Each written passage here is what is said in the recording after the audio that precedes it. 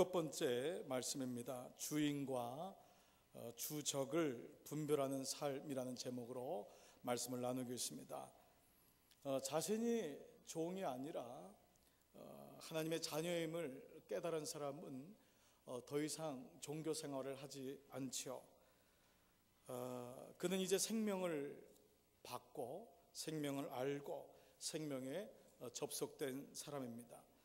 예수라는 생명이 자기 안에서 움직이는 것을 압니다. 날마다 경험하죠. 그게 기쁨이 됩니다. 그렇기 때문에 그 사람은 세상과 세속의 물결에 그저 흘러가는 인생을 살지 않습니다.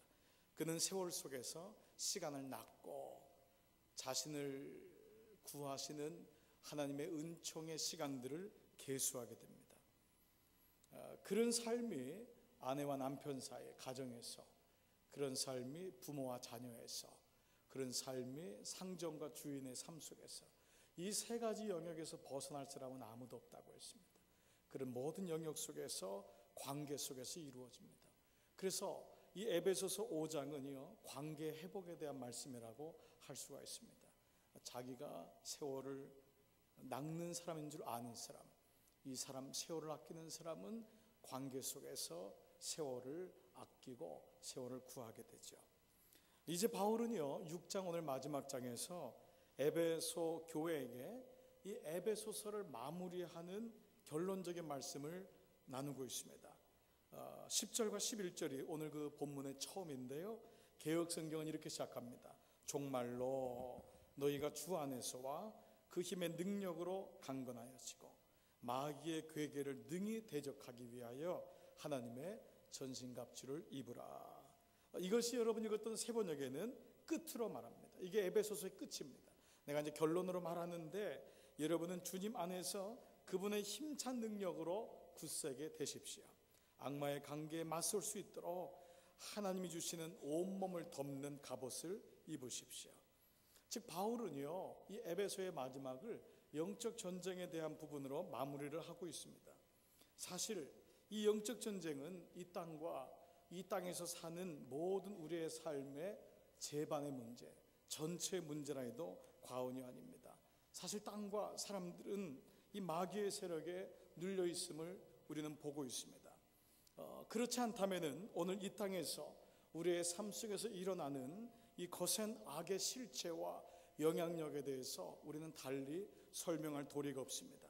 마귀는 말씀 그대로 정사와 권세와 이 어두움의 세상 주관자들과 하늘에 있는 악한 영들임에 분명합니다. 우리가 이 땅에 살고 있는 동안 우리가 누리고 우리가 만들어가고 있는 것 같은 정치와 경제와 문화와 교육의 모든 영역 속에서 사실 마귀는 자기의 역할을 감당하고 있음을 보게 됩니다. 개인도 마찬가지입니다. 여러분 보십시오. 우리는 이 땅의 전부로, 이 땅의 전부인 것처럼, 그리고 이 땅의 진짜 주인인지를 모르고 살았던 사람들이었습니다. 그랬던 우리가 예수 그리스도를 주로 영접하면서 우리는 그 예수님의 십자가가 우리의 신분을 종에서부터 자녀로 바꾸는 역사를 경험하게 됩니다. 더 이상 우리는 땅의 사람이 아닙니다. 땅에는 속했지만 땅의 사람이 아님을 선포하게 되고 땅에 종속된, 죄에 종속된 자가 아님을 알게 됩니다.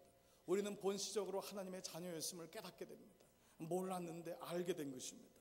그런데 그것을 모르고 살아왔던 것뿐입니다.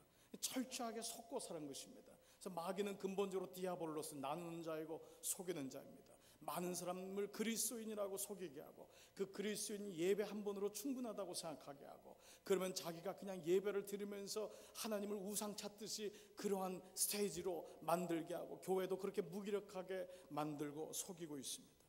그것은 마치 무엇보다도 우리가 수고와 열심히 인생의 전부로 알고 살았던 존재라는 것을, 우리는 거기서부터 벗어나게 되는 것을 깨닫지. 우리는 그런 존재가 아닙니다.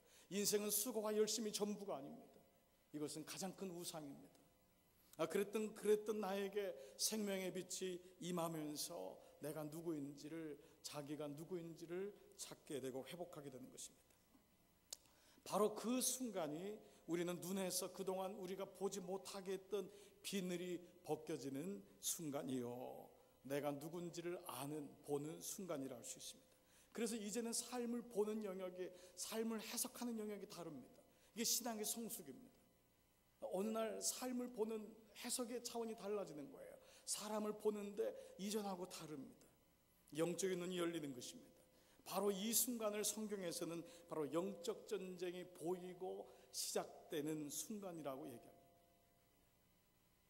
바로 그 순간이 이제는 마귀의 우리가 적수가 되는 것입니다. 이전에는 죄의 종이었기 때문에, 마귀의 그 아래에 있었기 때문에 마귀가 우리에게 싸움을 걸 이유도 없고 우리는 싸움의 대상이 되지 않았습니다. 그런데 이제는 주인이 바뀐 것입니다. 그렇기 때문에 싸움의 대상이 될 수밖에 없는 것입니다. 그렇기 때문에 그리스도인이 된다는 것은 무엇을 의미하는가? 그리스도인이 된다는 것은 이미 승리를 약속받았지만은 이 땅에 사는 동안은 필연적으로 마귀와의 싸움이 시작된다는 것을 의미합니다. 예수님께서 이렇게 말씀하십니다. 너희가 세상에서는 환난을 당하나 담대하라. 내가 세상을 이겼노라. 이 환난은요, 살면서 겪는 자연스러운 환난이 아니라 공격을 의미하는 말입니다. 너희가 이 땅에서는 공격을 당한다는 것입니다. 그래서 공고함을 당하고 곤란을 당한다는 것입니다. 그렇지만 내가 세상을 이겼다. 염려하지 마라. 즉 예수님께서는 이 땅에서 너희가 싸움이 있을 거라고 말씀하십니다. 너희가 나의 이름을 가지고 세상에 나가면 핍박을 받을 것이고 아픔이 있을 것이다. 공고함이 있을 것이다. 그러나 염려하지 마라. 나도 세상에서 그것을 겪었다.